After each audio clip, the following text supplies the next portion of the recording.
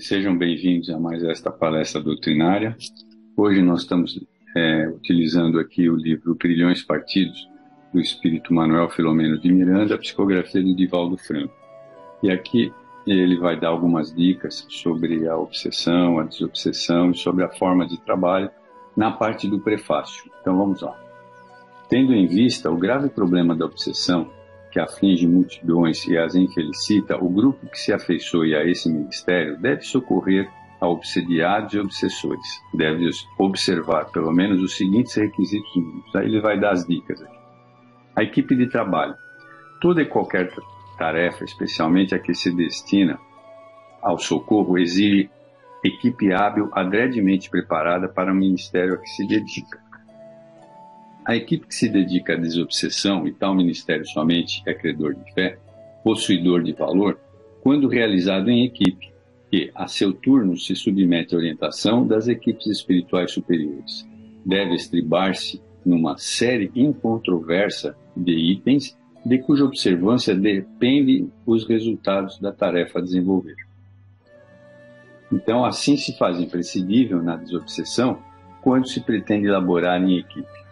A harmonia de conjunto que se consegue pelo exercício da cordialidade entre os diversos membros que se conhecem e que se ajudam na esfera do cotidiano.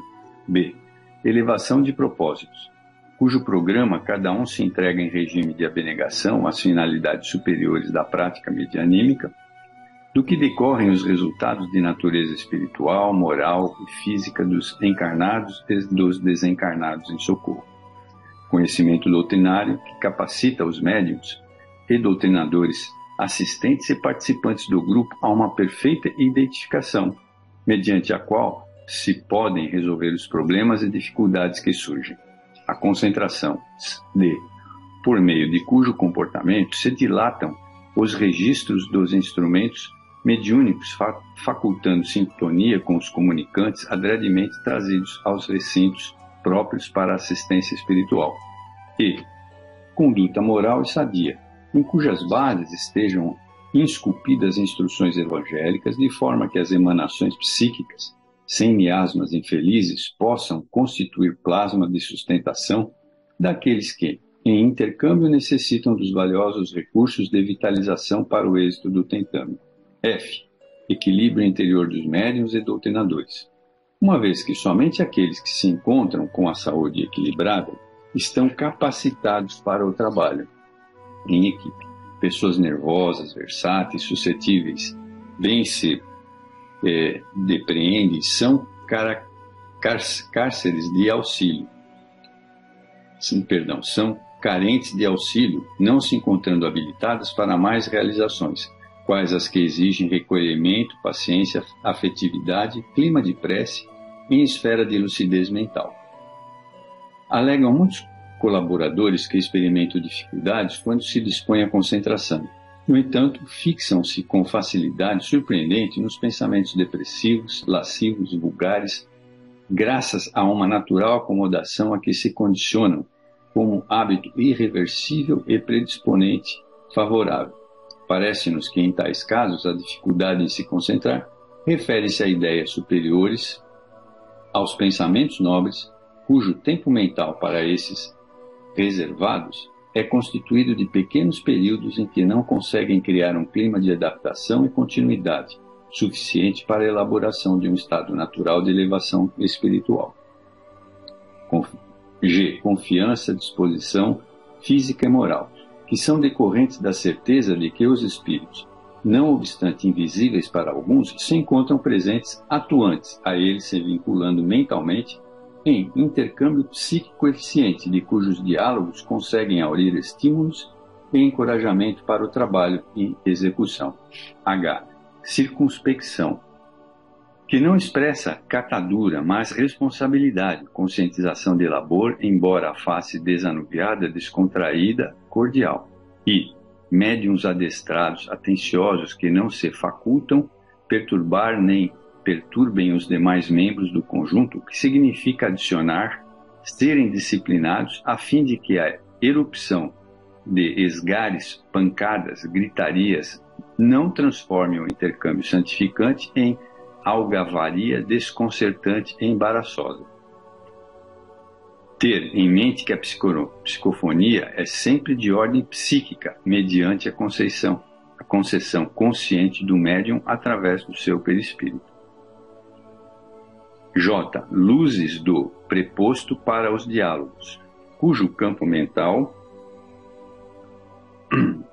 harmonizado deve oferecer possibilidades de fácil comunicação com os instrutores desencarnados, a fim de cooperar eficazmente com o programa em pauta, evitando discussões infrutíferas, controversas irrelevantes, debates dispensáveis ou informações precipitadas e maléficas ao atormentado que ignora o transe grave de que é vítima. L. Pontualidade. A fim de que todos os membros possam ler e comentar em esfera de conversação edificante, com que se desencharcam dos tóxicos físicos e psíquicos que carregam em consequência das atividades normais, e procurarem todos, como leciona Kardec, a ser cada dia melhor do que o anterior. Agora vamos para o número 2, o obsessor. O espírito perseguidor, genericamente denominado obsessor, em verdade é alguém colhido pela própria aflição. Ex-transeunte do veículo somático, experimentou injunções que o tornaram revel, fazendo com que guardasse nos recessos da alma as aflições acumuladas de que não se conseguiu libertar sequer após o descenso celular. Sem dúvida, vítima de si mesmo, da própria incúria e invigilância, transferiu a responsabilidade do seu insucesso a outra pessoa, que por circunstância qualquer interferiu, de certo, negativamente na mecânica dos seus malogros, por ser mais fácil encontrar razão da desdita em mão de algozes imaginário, a reconhecer a pesada canga da responsabilidade que deve repousar sobre os ombros pessoais, como consequência das atitudes infelizes a que cada um se faz solidário. Ocorrências A de agressão violenta, pertinaz, dominadora, pela mesma mecânica psíquica em que o enfermo tomba inerme sob a dominação mental e física do subjugador.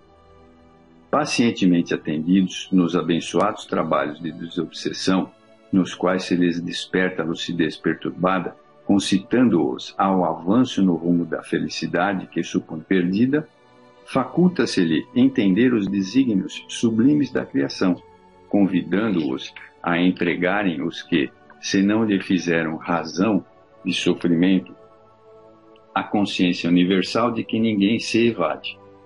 E, tratando de reabilitar-se, eles mesmos ante as oportunidades ditosas que fluem e refluem através do tempo, esse grandioso companheiro de todos. Na maioria dos labores de elucidação, podem-se aplicar as técnicas de regressão de memória no paciente espiritual, fazendo-se que reveja os fatos que se vincula, mostrando-lhe a legítima responsabilidade dele mesmo nos acontecimentos de que se diz molesto, após o que recebe o erro em que moreja, complicando a atualidade espiritual que deve ser aproveitada para o reparo e ascensão, jamais para repetições de sandices, pretextos de desígnia, ensejos de desgraças. Obsessores, sim, os que há transitoriamente que se entregam à fascinação da maldade, de que se fazem cultores, enceguecidos e alucinados pelos tormentos, desesperos a que se permitiram, detendo-se nos eitos da demorada loucura em que a consciência aguçada pelos propósitos infelizes,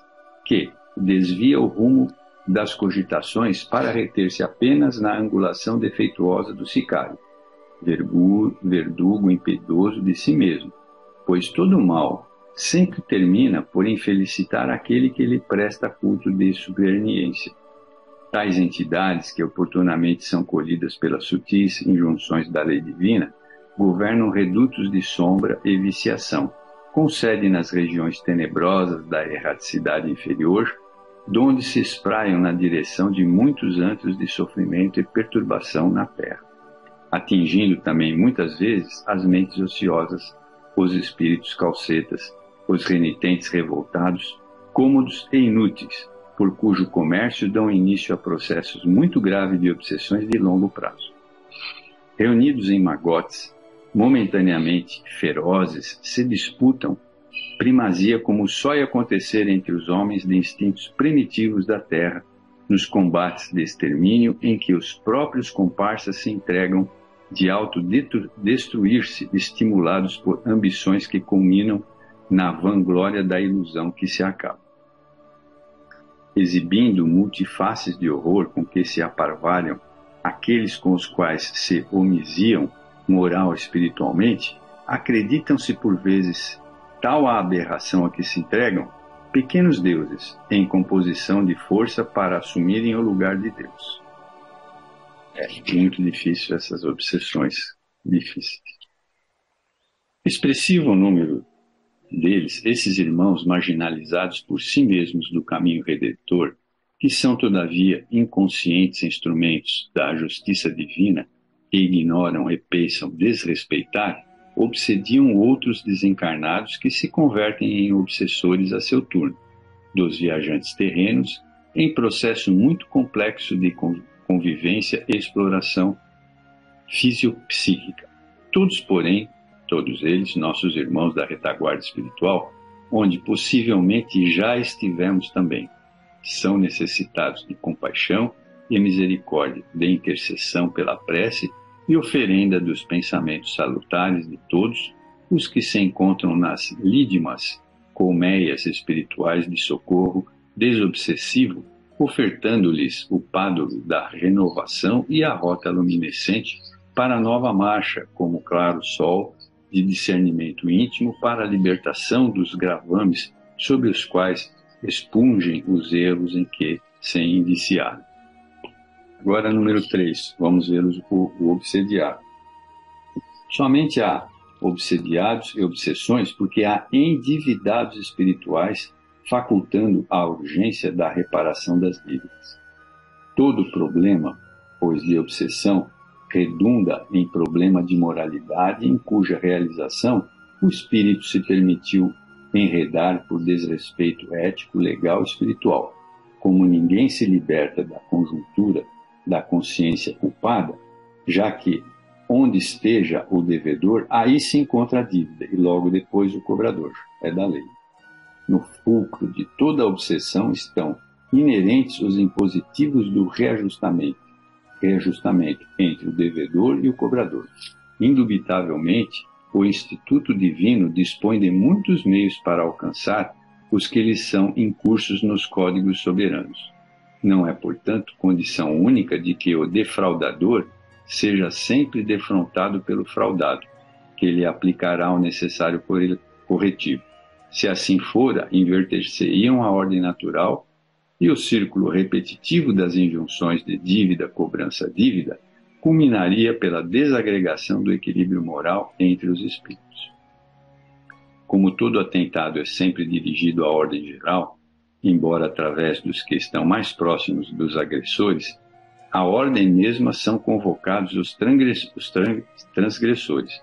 Normalmente, porém, graças às condições que facultam ligações recíprocas entre envolvidos na trama das dívidas, estes retornam ao mesmo sítio, reencontram-se para que, através do perdão e do amor, refaçam a estrada interrompida, oferecendo reciprocamente recursos de reparação para a felicidade de ambos.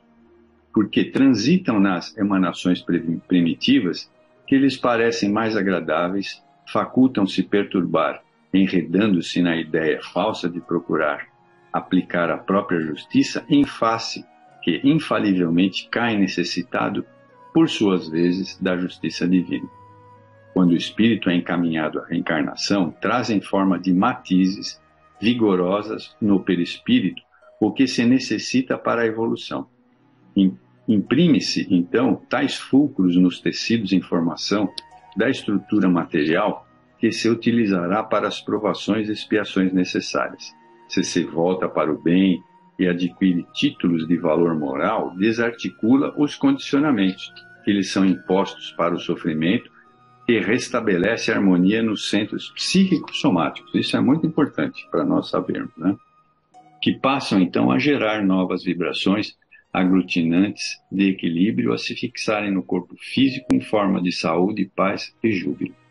Se todavia por indiferença ou por prazer jornadeia na frivolidade, ou se encontra adormecido na indolência, no momento próprio, desperta automaticamente o mecanismo de advertência, desorganizando-lhe a saúde e surgindo, por sintonia psíquica em consequência do desajuste molecular no corpo físico, as condições favoráveis às que os germes vacina que se encontram no organismo proliferem, dando lugar a enfermidades. No caso das enfermidades mentais, a distonia que tem início desde os primórdios da reencarnação vai pouco e pouco desgastando os depósitos de forças específicas e predispondo-o para a crise que dá início à neurose, à psicose ou às múltiplas formas de desequilíbrio que passa a sofrer no decorrer cruel e estreito da loucura. Quando a loucura se alastra em alguém, que é o próprio espírito, possui os requisitos que lhe facultam a manifestação. A predisposição a este ou aquele estado é-lhe inerente e os fatores externos que a fazem interromper, tais os traumatismos morais de várias nomenclaturas, os complexos, bem como os recalques, já se encontram em germe na constituição fisiológica ou psicológica do indivíduo, a fim de cumprimento do dever em toda a sua plenitude que se faça impostergável. Não há sem dúvida outros e mais complexos fatores causais de loucura, todos, porém, englobados nas leis de causa e efeito. Daí a existência dos ensinamentos cristãos consubstanciados na doutrina dos espíritos.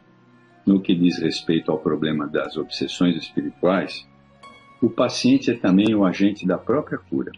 É óbvio que para lográ-la necessita concurso do Cirineu da Caridade que o ajude sob a cruz do sofrimento através da diretriz de segurança e esclarecimento que o desperte para a maior e melhor visão das coisas e da vida, em cujo curso se encontra progredindo.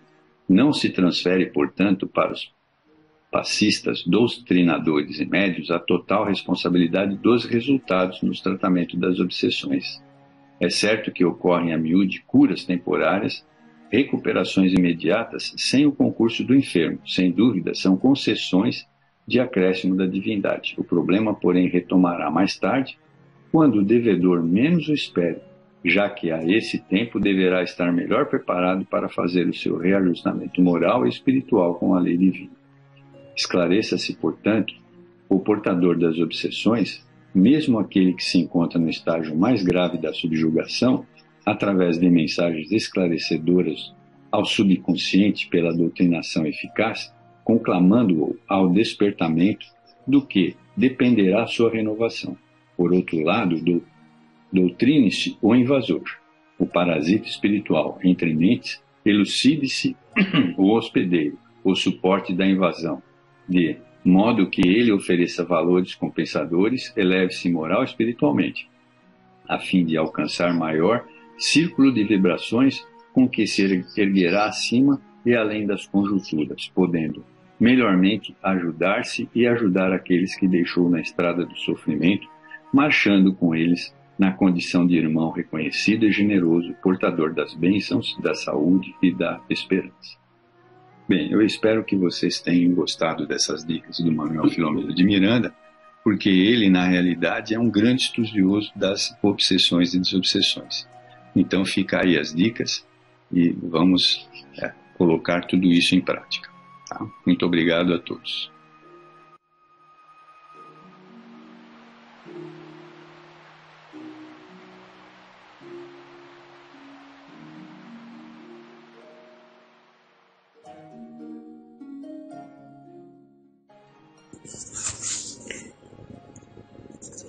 Continuando então com as nossas palestras semanais, com as nossas reflexões à luz da doutrina espírita. Hoje vamos refletir sobre uma colocação, um ensinamento do capítulo 18 do Evangelho segundo o Espiritismo. Muitos os chamados e poucos os escolhidos. É o item que fala da porta estreita. Entrai pela porta estreita, porque larga é a porta, e espaçoso o caminho que leva à perdição, e muitos são os que entram por ela. Que estreita é a porta, e que apertado o caminho que leva para a vida, e quão poucos são os que acertam com ela. Isso é uma colocação de Mateus. A porta da perdição é larga, porque as más paixões são numerosas e o caminho do mal é o mais frequentado. A da salvação é estreita, porque o homem que deseja transpô-la deve fazer grandes esforços para vencer as suas más tendências, e poucos se resignam a isso. Por isso, a colocação: são muitos chamados e poucos os escolhidos. E esse é o estado atual da humanidade terrena, porque sendo a Terra um mundo de expiações, nela predomina o mal. Quando estiver transformada, o caminho do bem será o mais frequentado. Devemos entender essas palavras, portanto, em sentido relativo, não absoluto. Se esse tivesse de ser o estado normal da humanidade, Deus teria voluntariamente condenado à perdição a imensa maioria das criaturas. Suposição inadmissível, desde que se reconheça que Deus é todo justiça e todo bondade.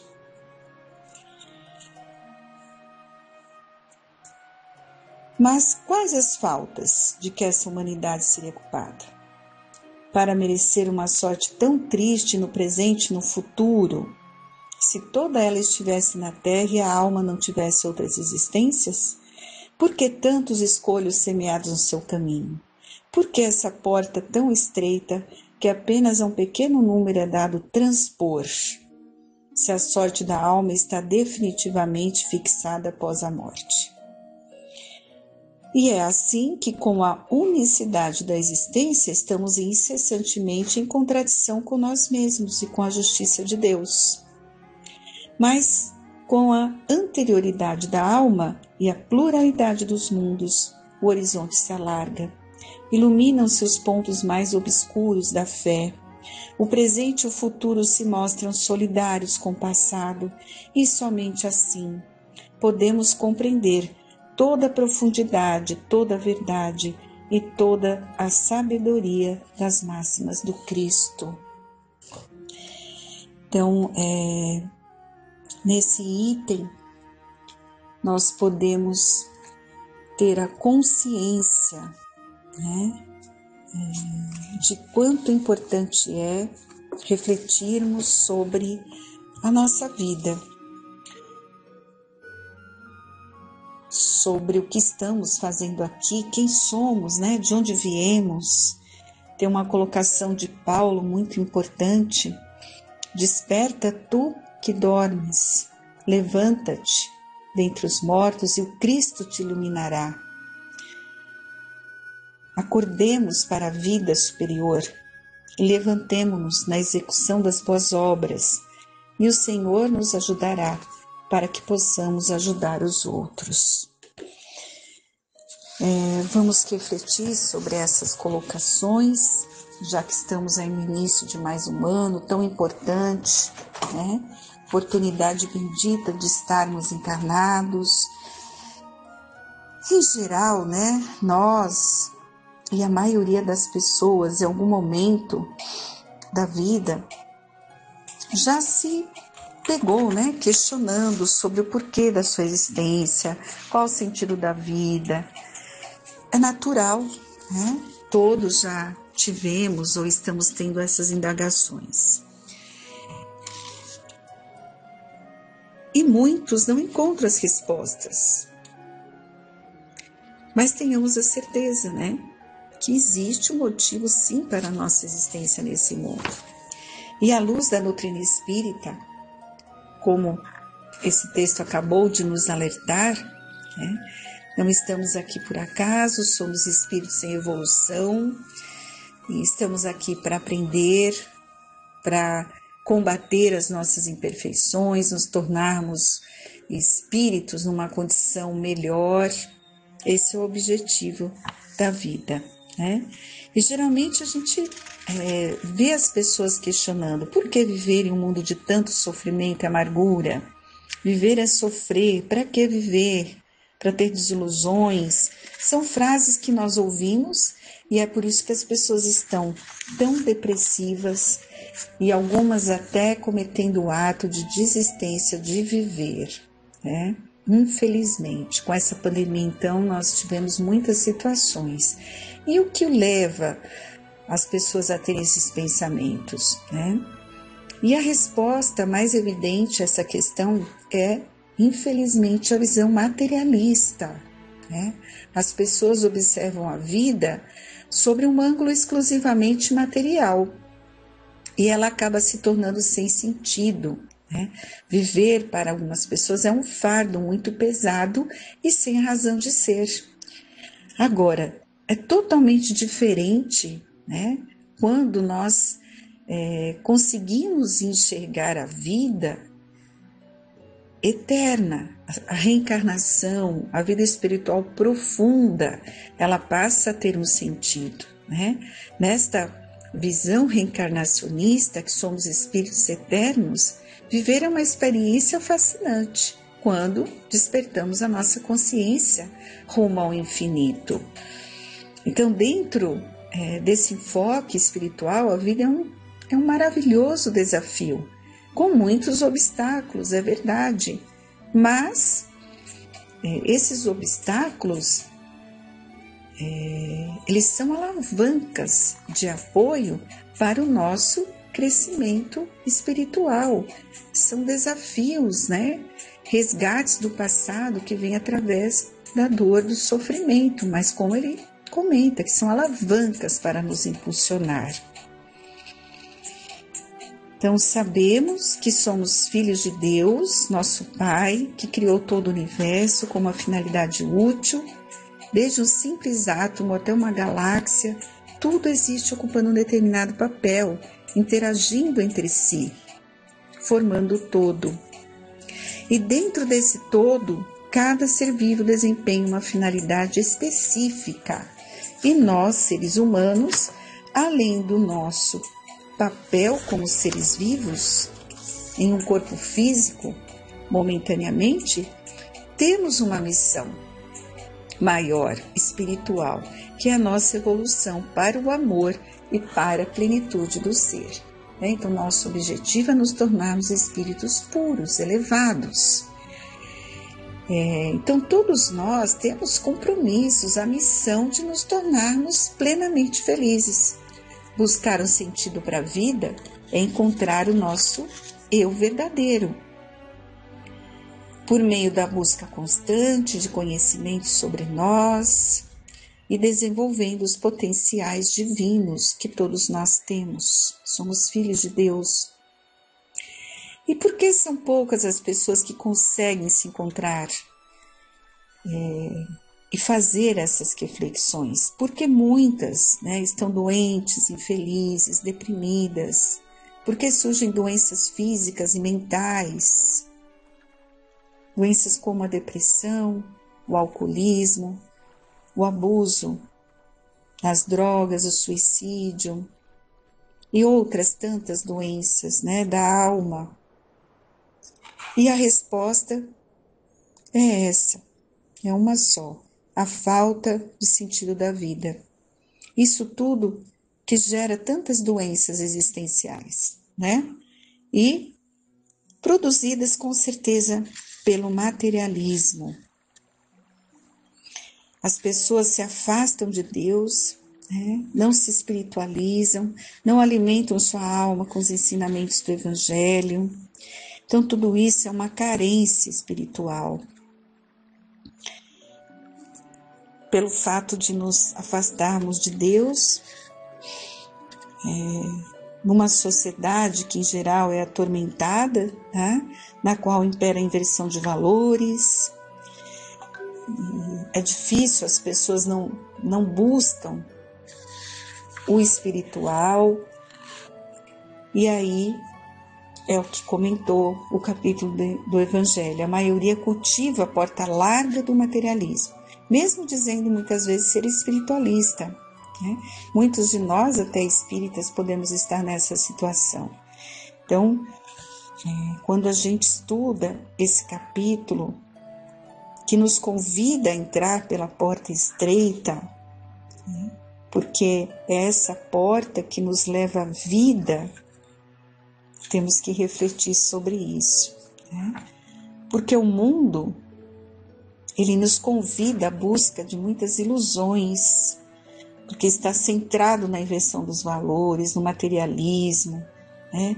O objetivo de se adquirir a felicidade em fazer e ter coisas, em muitas vezes parecer quem não se é, enfim, em se adquirir valores falseados que conduzem ao vazio existencial e às doenças da alma.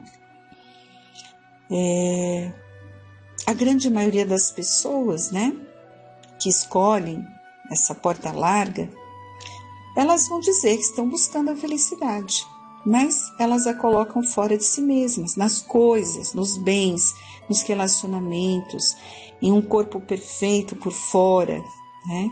Enfim, em questões puramente materiais. E com isso vão se distanciando cada vez mais da verdadeira felicidade que está atrás da porta estreita, né?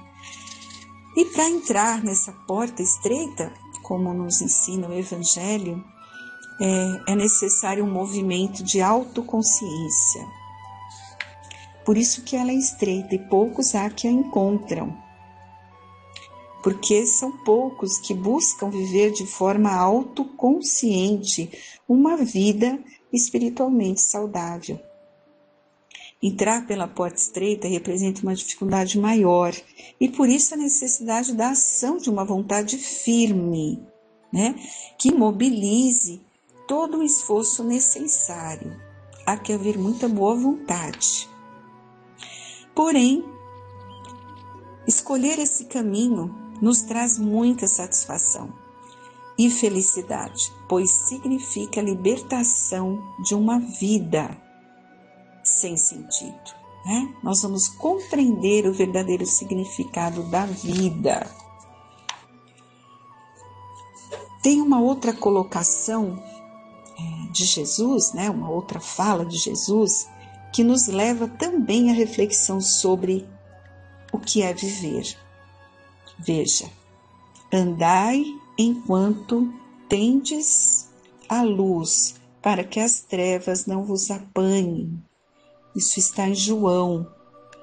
Então, Jesus nos orienta aqui para aproveitarmos o tesouro do tempo.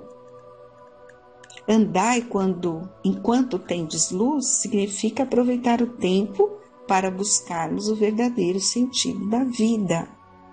A presente encarnação, o momento atual, é importantíssimo para cada um de nós.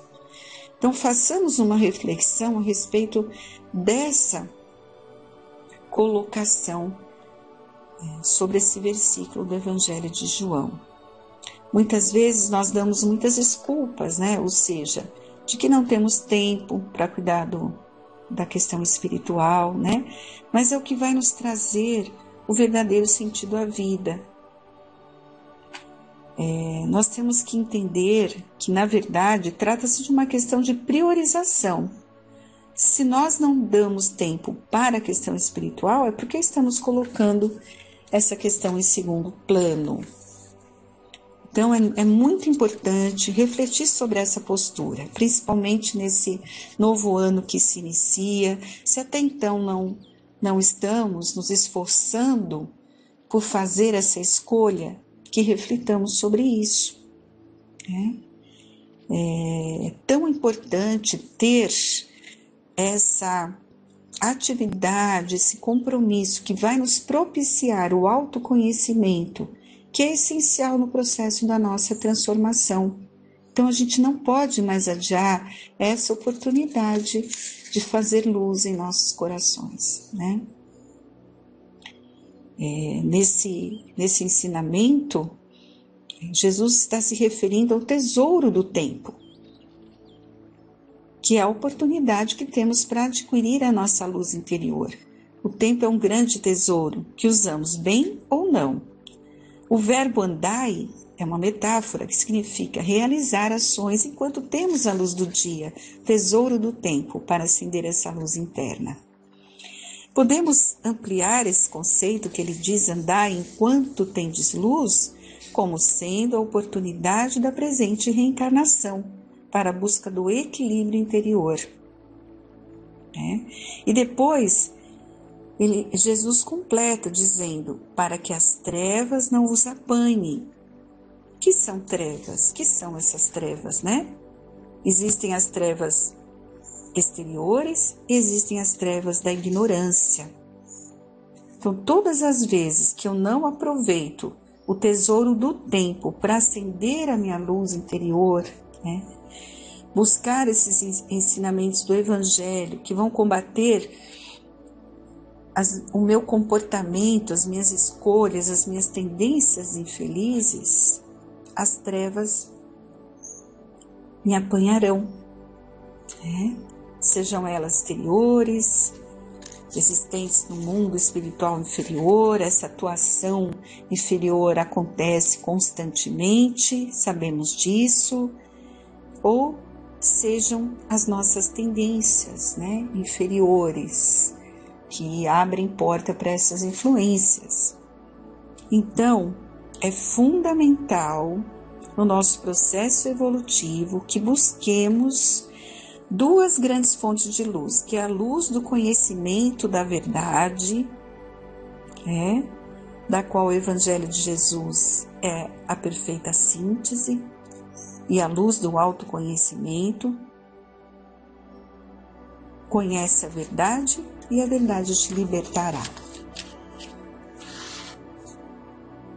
Resumindo, quando estamos encarnados, somos convidados pela vida a adquirir o conhecimento dessa verdade.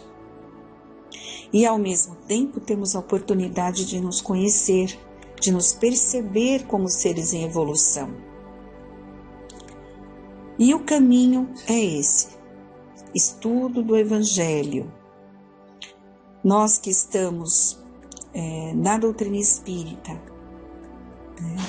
as obras do Pentateuco kardeciano, grande oportunidade, muito material, muita informação para aprimorarmos essa nossa transformação.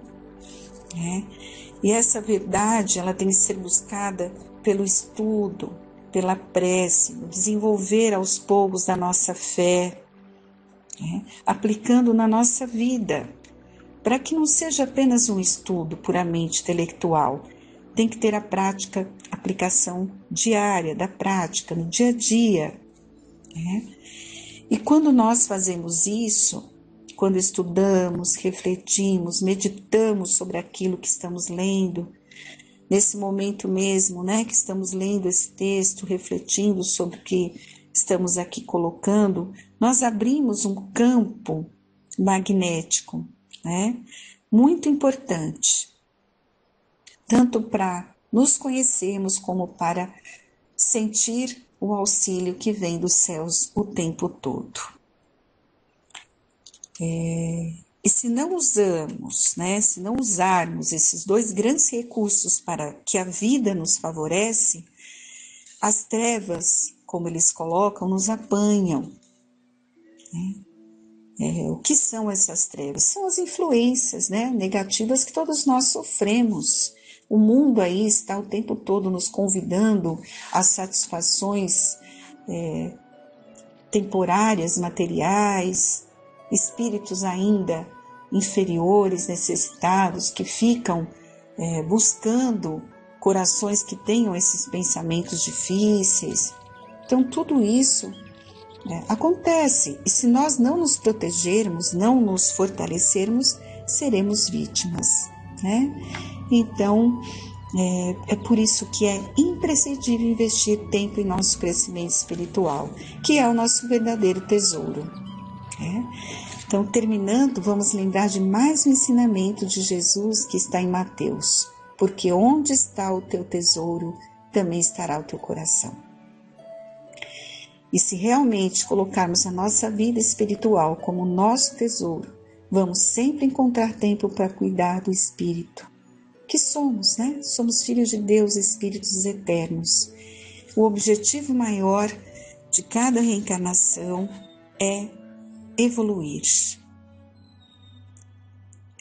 Então, vamos combater em nós todo sentimento contrário. Vamos estudar o Evangelho e é muito importante que cada um faça sempre essas perguntas, né? Para si mesmo. O que eu quero verdadeiramente para a minha vida? Eu quero me tornar uma pessoa mais espiritualizada, mais equilibrada e saudável ou não? Porque muitas vezes queremos tudo isso, mas continuamos a usar o tesouro do tempo, né? Como ele nos alertou, em coisas secundárias e supérfluas. E para acender a luz interna é preciso instituir novos hábitos. Não é fácil, mas é perfeitamente possível, utilizando a boa vontade e a disciplina. Então vamos refletir sobre isso, já que o novo ano está se iniciando. Sempre é tempo de recomeçar, deixar o passado, os erros para trás, né? E começar o nosso exercício diário. Um hábito só vai se tornar parte da nossa vida se for repetido sistematicamente até que se torne parte dele, né? Então, aproveitar a vida é aproveitar todos os recursos que temos para viver a essência divina que nós mesmos, né, desenvolvendo valores espirituais, vamos ter essa luz interna. Somos responsáveis pela nossa auto-iluminação e estaremos protegidos de todas as influências negativas. Tenhamos a certeza disso. Então, lembremos que cada dia na Terra, o tempo é um verdadeiro tesouro. Se soubermos aproveitar, se usarmos ali com responsabilidade, estaremos aproveitando realmente a encarnação que Deus nos concedeu. Então, eu desejo a todos muita força, muita coragem, muita determinação. Lembre-se que ajuda não nos falta. O que nos falta é essa determinação em buscar o significado da vida e nos esforçar para conseguir atingir esse objetivo. Esse é a razão fundamental das nossas vidas, né? E um dia, ao retornarmos, vamos compreender isso mais claramente. Mas confiemos em Deus, porque auxílio não nos falta. Então, façamos as escolhas certas. Que Deus abençoe a todos que nos ouvem nesse momento. Sigamos confiantes, porque Deus está no leme e nada nos faltará. Que assim seja.